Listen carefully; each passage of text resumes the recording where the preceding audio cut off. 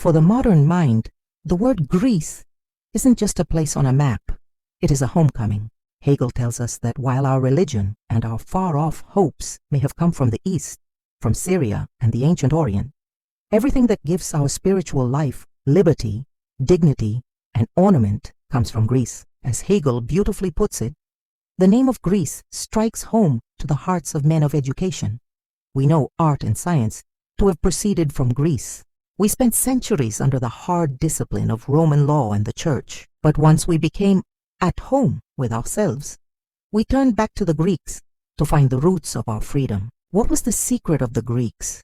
Why do we feel so connected to them? It's because the Greeks made the world their own. They took the substantial beginnings of their culture from Asia, Syria, and Egypt, but they transformed them so completely that the original foreign nature was obliterated. They didn't just copy, they worked upon these foreign stimuli until they breathed into them a characteristic breath of spirituality, the spirit of freedom and of beauty. Hegel describes this as Heimatlichkeit, a sense of being at home in one's existence. The Greeks were so proud of this spiritual rebirth that they thanklessly forgot their foreign origins, preferring to represent their laws, their arts, and even the origin of fire as their own historical work. This at-homeness is exactly why philosophy had to arise in Greece. Hegel defines the very essence of the discipline through the Greek character. Philosophy is being at home with self. It is man's being at home in his mind. The Greeks stood in a happy medium. In the East, the spirit was overwhelmed by nature. In the modern world, we often fall into abstract subjectivity, but the Greeks lived in the stage of beauty. Before there was formal science, there were the 7 sages. These weren't philosophers in the way we think of them today. They were men of understanding and lawgivers. They lived in a time of transition, moving from the rule of kings to the rule of law. We remember them for their witty, universal maxims. Solon famously said, "Laws are like a spider's web. The small are caught, the great tear it up." And Chilon warned, "Stand surety, and evil awaits thee," a phrase the skeptics later used to mean, don't tie yourself too closely to any finite thing, also cautioning against guaranteeing another person's debt or obligation, especially for strangers, as it often leads to financial ruin. Nowhere is this Greek reflection clearer than in the story of Solon and Croesus. When the wealthy king Croesus asked who the happiest man was, Solon refused to name him.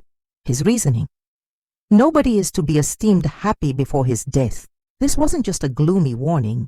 It represented a shift from sensuous enjoyment to eudaimonism, happiness as a condition for the whole of life. To the Greeks, satisfaction wasn't found in fleeing from the world, like in Indian philosophy, but in concrete satisfaction in relation to the surroundings. From these practical, everyday roots, the story of Greek philosophy unfolds in 3 great acts. First, we witness the growth. It begins in the 6th century with the abstract, natural wonder of Thales and climbs steadily for generations. This period isn't just a list of names. It is a movement toward what Hegel calls a totality of knowledge. This climb reaches its peak in Aristotle, whose work serves as the ultimate unity of everything that came before him. Then, the story enters the division. After reaching that peak of concrete ideas, the unity begins to break apart. Science starts to break itself up into competing systems. We see schools like the Stoics and the Epicureans emerge, each taking a one-sided principle and stretching it to cover the whole world. While they argued their dogmas, the skeptics stood as the great negative force, questioning it all. Finally, we reach the affirmation. This was a profound turning point, a withdrawal from the external world into an ideal world, or a world of thought. Led by the Neoplatonists, this stage wasn't about picking and choosing ideas, but about a conscious insight into the necessity of uniting all philosophies into one divine totality. Ultimately, the Greeks gave us a gift that transcends time. They showed us that philosophy is being at home with self. It is the mind finding its own ground. They taught us that to think is to be free, and to be free is to be truly at home. As we look back at their journey, we aren't just reading ancient history. We are watching the very first sparks of our own minds coming to life.